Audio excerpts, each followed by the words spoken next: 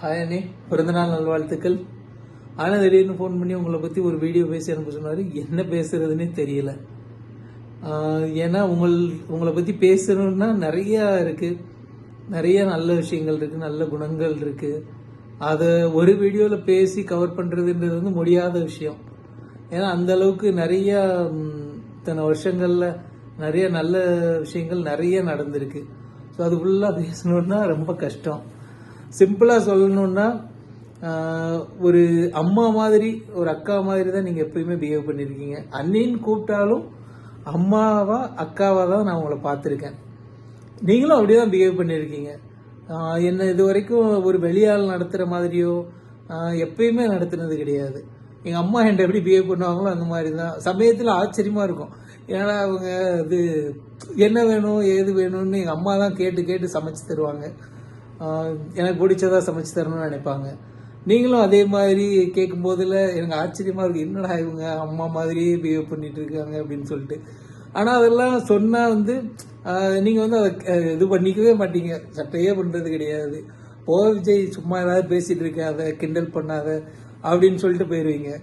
நானும் சரி அப்படின்னு சொல்லிட்டு. ஆனால் இப்படியெல்லாம் இருக்கிறது வந்து ரொம்ப கஷ்டம். வெளியில் சொன்னால் கூட யாருமே ஏற்றுக்க மாட்டாங்க. சரி, சும்மா அவங்கள இம்ப்ரெஸ் பண்ணுறதுக்காக நீ அதிகமாக சொல்கிறேன்னு தான் சொல்லுவாங்க. பட்டு உங்களை பற்றி வேறு எதுவும் சொல்கிறதுக்கு இல்லை. எப்பயுமே ஒரு அம்மாவை பற்றி ஒரு பையன் வந்து எப்பயுமே உயர்வாக தான் நினைப்பான். அம்மாவை பற்றி நம்ம யார்கிட்டையும் விட்டு கொடுக்கவும் மாட்டோம், குறை பேசவும் மாட்டோம். உங்களை பற்றி ஒரு அதனால குறை பேசுறதுக்கு என்கிட்ட எதுவுமே இல்லை.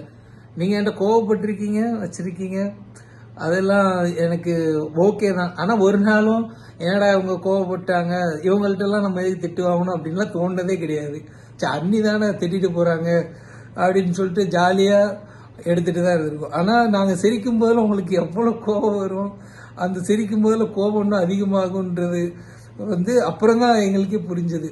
எங்களுக்குன்றது வந்து அண்ணனுக்கு நான் வந்து அவரையும் சேர்த்து இழுத்துட்டு என்னன்னு கேட்டு அவரையும் இழுத்து விட்டுருவேன். அவர் வந்து டே என்ன ஏன்டா எழுத்து விட்ற அப்படின்னும் போதில் அப்புறம் தான் அது சிரிச்சா அன்னைக்கு கோவம் வரும் போல இருக்கு அப்படின்னு சொல்லிட்டு. ஏன்னா எப்பயுமே ஜாலியாக பார்த்தே பழகிருச்சா, அதனால சரி நம்ம அண்ணி தானே என்ன பேசினாலும் அப்படியே இருப்பாங்க. நீங்கள் கோபமாக இருக்கும் போதில் சிரித்து நாங்கள் வெறுப்பேற்றினதுக்கெல்லாம் சாரி. ஏன்னா வேற என்ன சொல்கிறதுன்னு தெரியல. ஏன்னா அப்போ வந்து அந்த டைமில் வந்து புரியல, என்னடா அவங்க பெரிய பெரிய விஷயத்தெல்லாம் வந்து ஈஸியாக எடுத்துக்கிறாங்க, ஆனால் சின்ன சின்ன விஷயத்துக்கு இந்த மாதிரி காமெடியாக கோவப்பட்டு இருக்காங்களே அப்படின்னு. ஆனால் உங்கள் சுச்சுவேஷன்லேருந்து பார்க்கும்போதில் சப்போஸ் அது உங்களுக்கு பெரிய விஷயமா இருந்திருக்கும். அது மாதிரி சிரிச்சு கட் பண்ணதுக்கெல்லாம் சாரி. ஆனால் சாரி கேட்குறதெல்லாம் வியர்டாக தான் இருக்குது. ஏன்னா அண்ணி ஒரு அம்மாட்ட போய் பிள்ளை போய் சும்மா போய் சாரிலாம் கேட்டுட்டு இருக்க மாட்டான்.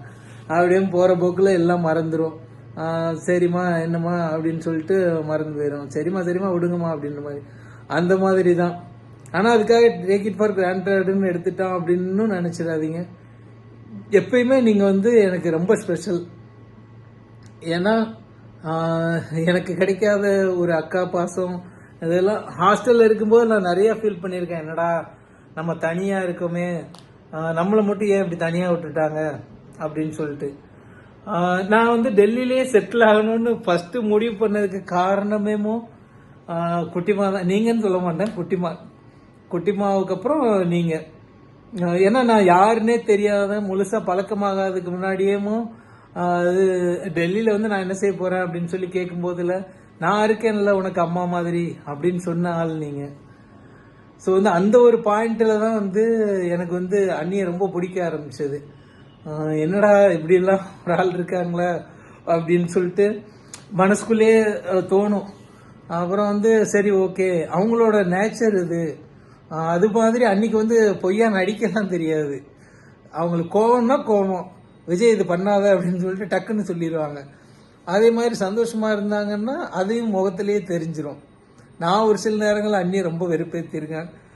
பட்டு அந்த டைம்லலாம் கூட சரி நம்ம விஜய் தானே, ஏதோ செஞ்சுட்டான், தெரியாமல் செஞ்சுட்டான், பொழைச்சி போகிறான் அப்படின்னு சொல்லிட்டு விட்டுருவாங்க.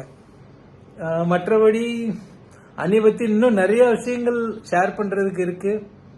பட்டு இப்போதைக்கு இவ்வளோதான் சொல்ல முடியும். அண்ணி நான் நேரில் வந்து உங்களை பற்றி புகழ்ந்து இன்னும் நிறையா சொல்லிடுறேன். ஏன்னா வீடியோவில் பேசுறது கொஞ்சம் ஒரு மாதிரி டிஃப்ரெண்ட்டாக இருக்கு.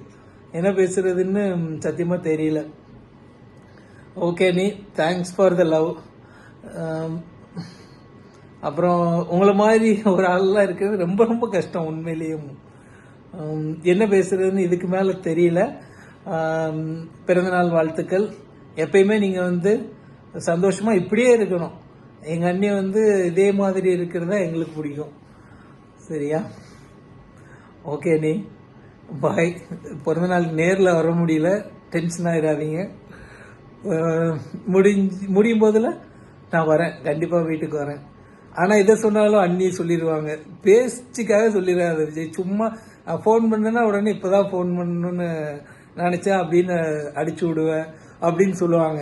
அப்போல்லாம் கொஞ்சம் லைட்டாக கஷ்டமாக தான் இருக்கும். ஏன்னா நான் எப்பயுமே நினச்சிட்டே இருப்பேன், என்னடா கல்யாணத்துக்கு அப்புறம் முன்ன மாதிரி அண்ணிட்டு ரொம்ப பேச முடியலையே, வைக்க முடியலையே அப்படின்னு தோணும்.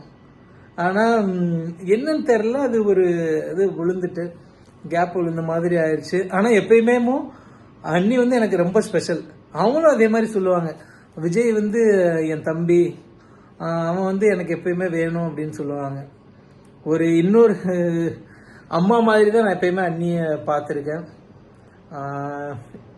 மேலே இன்னும் நிறைய விஷயங்கள் இருக்குது, அதெல்லாம் பேசினா ஓவர் சென்டிமெண்டலாக இருக்கிற மாதிரி இருக்கும். ஸோ பார்த்துக்கோங்க, நீ பார்த்து கவனமாக இருங்க. ஹாப்பி பர்த்டே, பிறந்தநாள் வாழ்த்துக்கள். பாய் அண்ணி. ஒரு நாள் கண்டிப்பாக வீட்டுக்கு வரேன், முடியும் போதில், இந்த வாரத்தில் இல்லை அடுத்த வாரத்தில். இப்போல்லாம் அப்படியே சொல்லி சொல்லி தான் நாள் போயிட்டு இருக்கு. பாய் அண்ணி.